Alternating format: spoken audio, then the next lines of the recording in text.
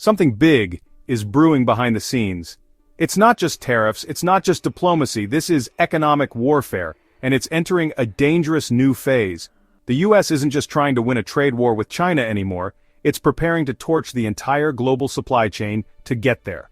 And here's the kicker, it might backfire spectacularly. Welcome back to the channel.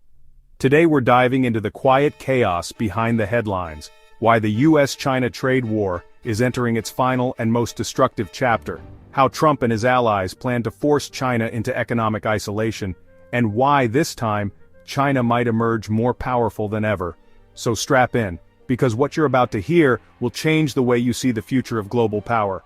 After the London meeting, many hoped for a thaw between the US and China. Instead, radio silence. Trade still hasn't recovered.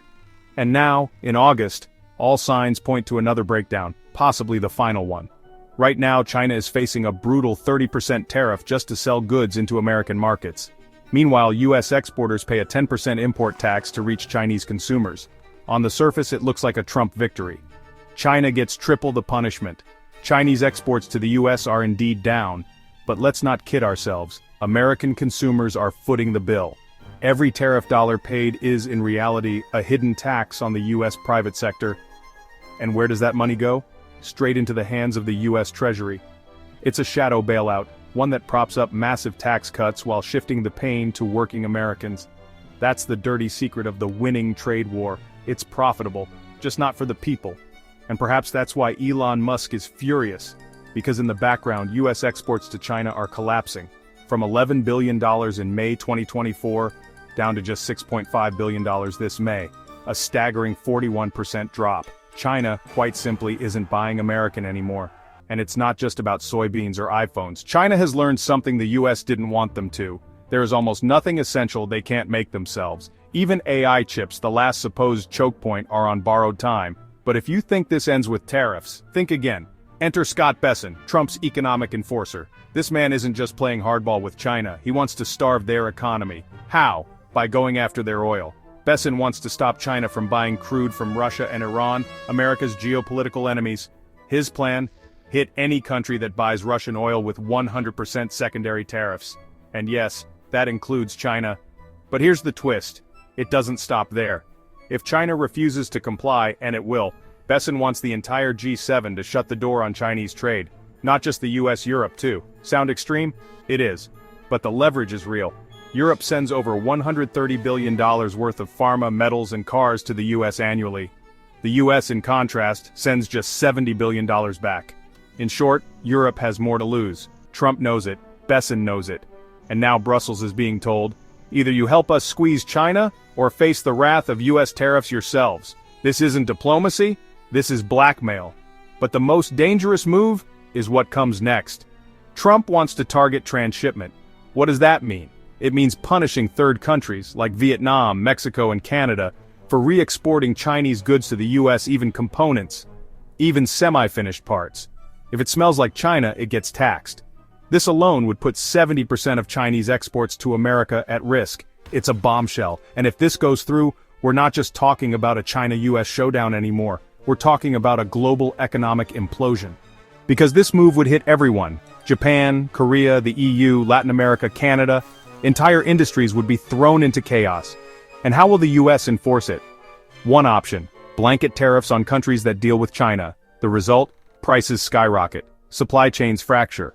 And ironically, US direct imports from China could actually increase because everything else becomes more expensive. So ask yourself, is this strategy or self-sabotage? And while the West plays trade games, China is building, literally. Let's talk about power, not political power, electric power, because in 2024, China generated over 10 terawatt-hours of electricity, more than double the US and quadruple the EU. Why does that matter? Because the future isn't just digital, it's electrified. Data centers, semiconductor fabs, AI computing, it all needs power. And China's got it, but they're not done.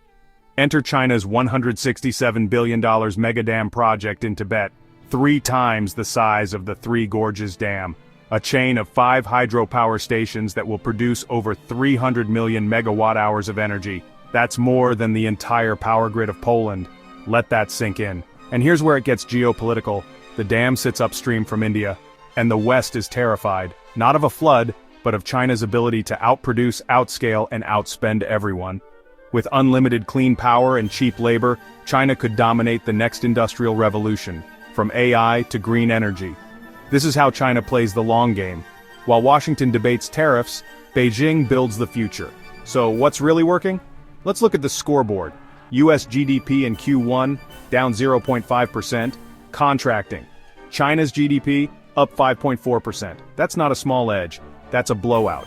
And it's coming from high-growth sectors: electric vehicles, 3D printing, robotics. While the U.S. bets on stock buybacks and tax cuts, China is building infrastructure. Every dollar China spends goes towards something tangible: bridges, factories, hydroelectric dams. In contrast, Trump's big beautiful tax bill will add $3.4 trillion to the U.S. deficit by 2034. Less revenue, less spending, and no guarantee of real economic growth. The rich get richer and everyone else, they get left behind. But in China, $170 billion spent on a dam means jobs, construction, steel, cement, iron ore. You can see the boom, feel it, in the markets. So here's the big question. Can Trump's tariff war stop China? Or are we watching the U.S. throw punches in the dark while China calmly builds its next empire? Because let's be honest, this dam in Tibet isn't just about energy. It's a statement, a message to the world that China is playing for keeps.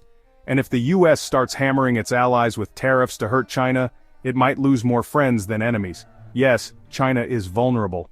AI chip restrictions still sting, but this isn't the 1990s anymore. Beijing is adapting, fast, and power, real industrial power, is shifting eastward.